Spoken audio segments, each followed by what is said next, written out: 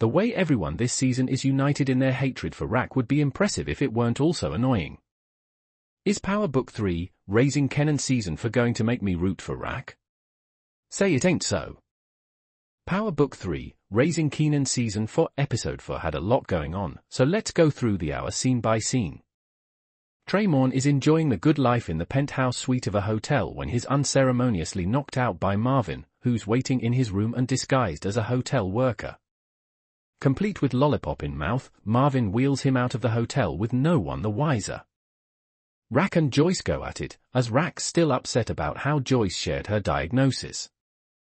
Rack blasts her mother for never being a good mother and not caring about her kids' feelings, while Joyce admits to her shortcomings but also defends her crappy parenting skills.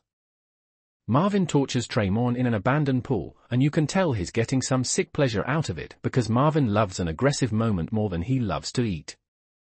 O-Cee brings Kanan the latest drop at his new apartment, and Krystal warns him about keeping business away from the teenage love den. Jukebox then visits to check out the place, and Kanan leaves her with Krystal, pissing Jukebox all the way off. Marvin and Rack play Russian roulette with Traymont for funsies while Traymont tries to figure out what they want. Rack eventually relents and tells him she wants the name of his heroin supplier, and she's deadly serious about this whole drug supplier thing. Krystal apologizes to Jukebox for having her jumped, and Jukebox doesn't forgive her because why would you? But Jukebox leaves slightly less annoyed than when she got there. Lulu watches Betrayal in the studio booth and is approached by Imani, a product manager who's going to be working with Betrayal. She wants to amplify his presence in the marketplace, and no one is 100% sure what that means, but Lulu is forever unimpressed, and she leaves as quickly as she arrives. Kanan meets Snaps and Pop at their usual spot to give them their cut, and they immediately realize he's short.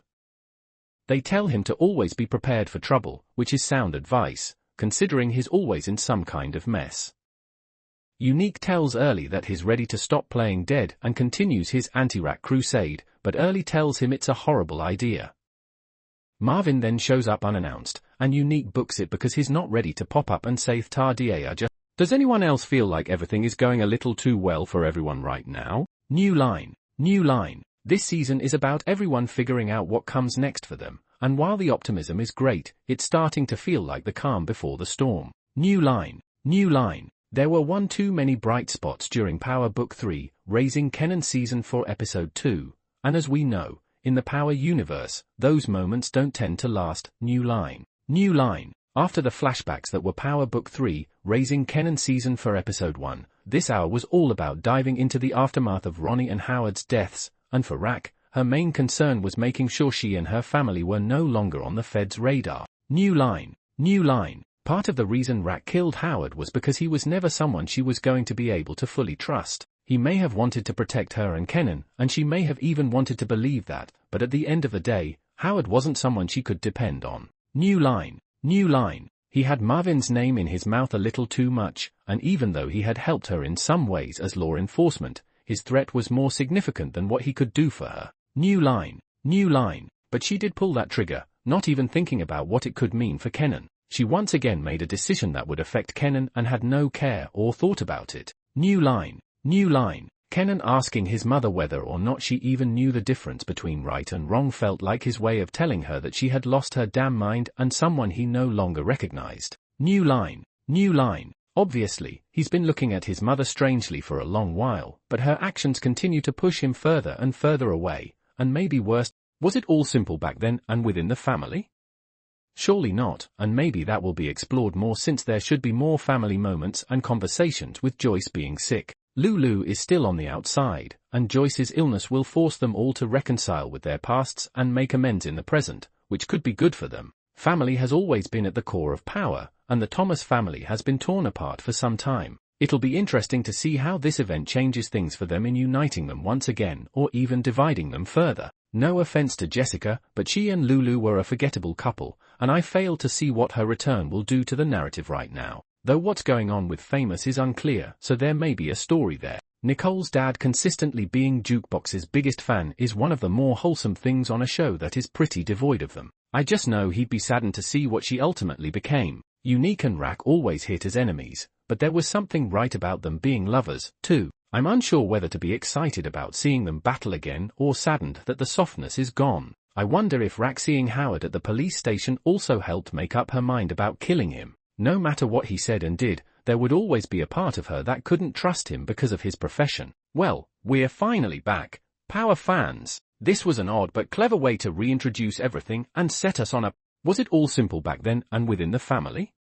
Surely not, and maybe that will be explored more since there should be more family moments and conversations with Joyce being sick. Lulu is still on the outside, and Joyce's illness will force them all to reconcile with their pasts and make amends in the present, which could be good for them. Family has always been at the core of Power, and the Thomas family has been torn apart for some time. It'll be interesting to see how this event changes things for them in uniting them once again or even dividing them further. No offense to Jessica, but she and Lulu were a forgettable couple, and I fail to see what her return will do to the narrative right now. Though what's going on with Famous is unclear, so there may be a story there. Nicole's dad consistently being Jukebox's biggest fan is one of the more wholesome things on a show that is pretty devoid of them. I just know he'd be saddened to see what she ultimately became. Unique and Rack always hit as enemies, but there was something right about them being lovers, too. I'm unsure whether to be excited about seeing them battle again or saddened that the softness is gone. I wonder if Rack seeing Howard at the police station also helped make up her mind about killing him. No matter what he said and did, there would always be a part of her that couldn't trust him because of his profession. Well, we're finally back. Power fans. This was an odd but clever way to reintroduce everything and set us on a path for this season. There is lots to talk about after this one, so hit the comment section below. Unique's vision has been clouded by the incessant need to derail Rack, and the day those two get within 5 feet of each other and must have a conversation will be one of the most explosive moments in Power Universe history.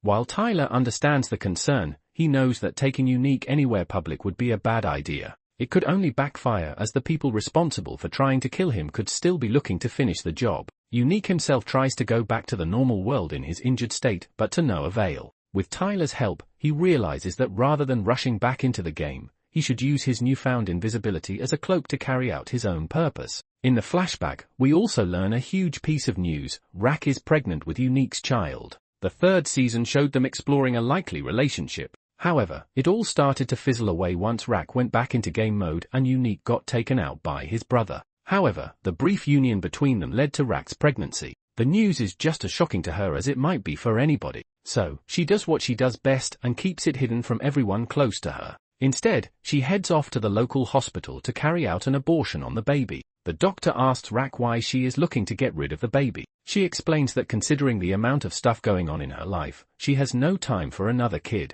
It's hard enough to parent Kanan, who is already distant from her and hates her. The hospital workers learn from her reports that the father of the unborn child passed away recently. The doctor decides to set her up with a therapist to talk out her feelings as she gets ready for her abortion. After the procedure, Jukebox drives Rack back home. Strangely, Rack decides to come clean about the baby's abortion to Jukebox. Thus, the girl is the only one who knows anything about Rack's baby and the father's identity. She expects Jukebox to be shocked at the news. However, the girl is too shocked to even react to the news. Rack tells her to keep it a secret from the rest of the family. Another secret to add to the list of growing lies. While Unique and Kanan are working through their stuff in the flashback, we also glimpse Marvin and Kanan's life. The former takes on a mission from Stefano Marchetti, the New York godfather, to intimidate Tommaso, his big-shot son-in-law. Tommaso has been running around town cheating on his wife, who is also Stefano's daughter. Marvin is told to rough him up in indirect terms, which he does in an efficient fashion. The New York godfather is pleased by his work and promises that this will only help him in the future, meaning Stefano is likely willing to answer one of his favors. Meanwhile, Kanan has a strange problem presented to him out of nowhere. His high school research project is still due, and he has to complete it by finding out more about one of his grandparents. After all the drug trading and illegal stuff Kanan has been doing recently, it is hard to remember he is a teenager in high school still. However, the research project storyline helps bring a sense of normalcy to his character for a brief period. We see him go back to his grandma's house, asking to learn more about Grandpa Elijah. Somehow, Kanan can sense a bit of kinship with his late grandfather, who his grandmother describes as someone just like him. The boy goes around interrogating every family member about Elijah's personality and what he was like as a person. Everyone shares something different, Marvin and Lulu included. He refrains from asking his mother because of the distance in their relationship. She tells him that no matter how much he hates her, she will always unconditionally love him. Later, Kanan makes the shocking discovery that his grandmother has cancer and is dying. He is the only one to know, and she urges him not to share the information with her children, fearing that they will make the news about themselves. Meanwhile, Unique sends out Tyler to reckon the situation outside and where everyone stands in the puzzle. The latter returns to inform Unique that Ronnie is working with Kanan, and Rack is back dealing again despite promising to be out. Unique hypothesizes that Kanan and Rack must be in cahoots and likely sent Ronnie after him. Tyler points out that he is making big assumptions, but the man already has his target set. The final parts of the episode take us back to the present day, where Unique takes out his gun and points it toward Ronnie and Howard's dead bodies. He is seemingly now on a collision course with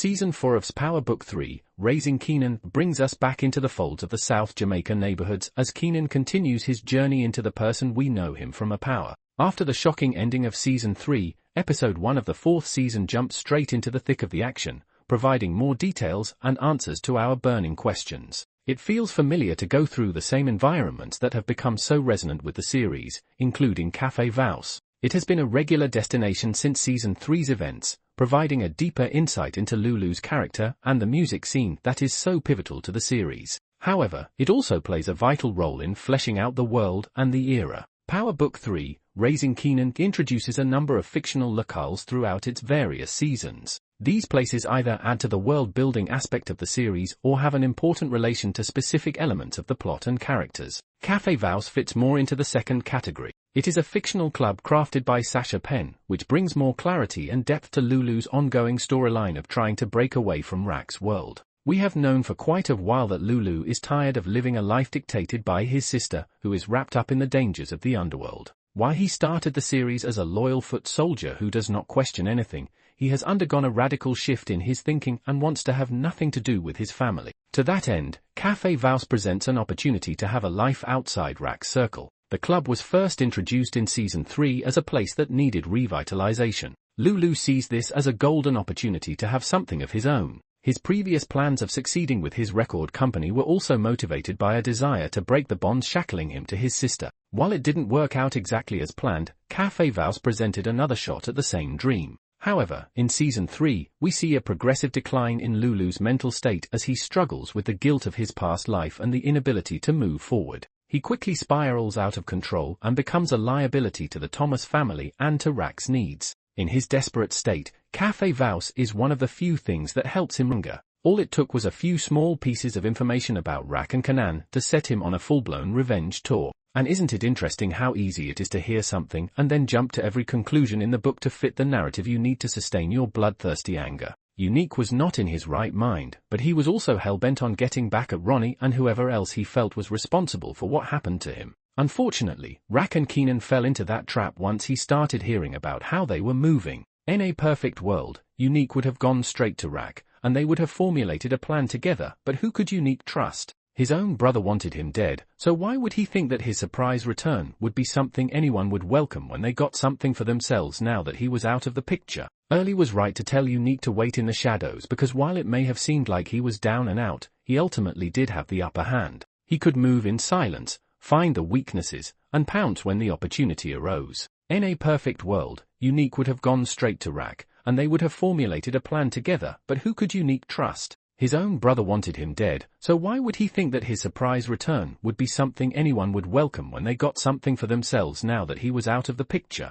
Early was right to tell Unique to wait in the shadows because while it may have seemed like he was down and out, he ultimately did have the upper hand. He could move in silence, find the weaknesses, and pounce when the opportunity arose. But even knowing all those things doesn't excuse her actions because Rack has done some messed up stuff. Rack does what she needs to do to survive and protect the people she loves at all costs, but at the same time, she takes away a lot of their agency. She's created dynamics in which the people she loves don't trust or respect her, which eats at her no matter what.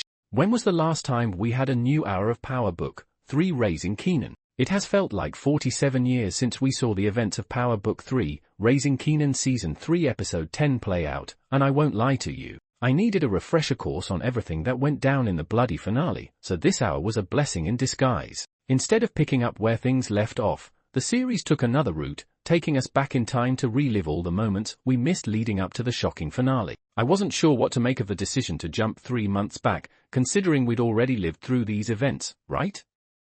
And if they were showing us new things now, why were they not included to begin with? Well, the answer to that was pretty damn easy when some of the first images of Power Book 3, Raising Kanan season for Episode 1 we got was of an alive Unique making his way to a pay phone. We all knew Unique was alive, obviously, but the most fascinating part of the whole hour was seeing how he pulled himself from the woods and then eventually managed to make it to that abandoned warehouse over the course of 3 months. We all knew Unique was a fighter, but he was possessed by the spirit of betrayal and revenge when he willed himself to that pay phone. He was lucky someone was there to answer the call because he wouldn't have made it otherwise. Early was hilarious and a welcome addition to the season already. He was primarily motivated by self-interest, but he was also the only reason Unique got better, and the two of them should make for an interesting little duo. For starters, this was not the same Unique we knew in the past. Unique was always about his business and getting what he felt he deserved, but we also saw his walls break down when he and Rack started their little love affair because the two had much more in common than they ever gave much thought to.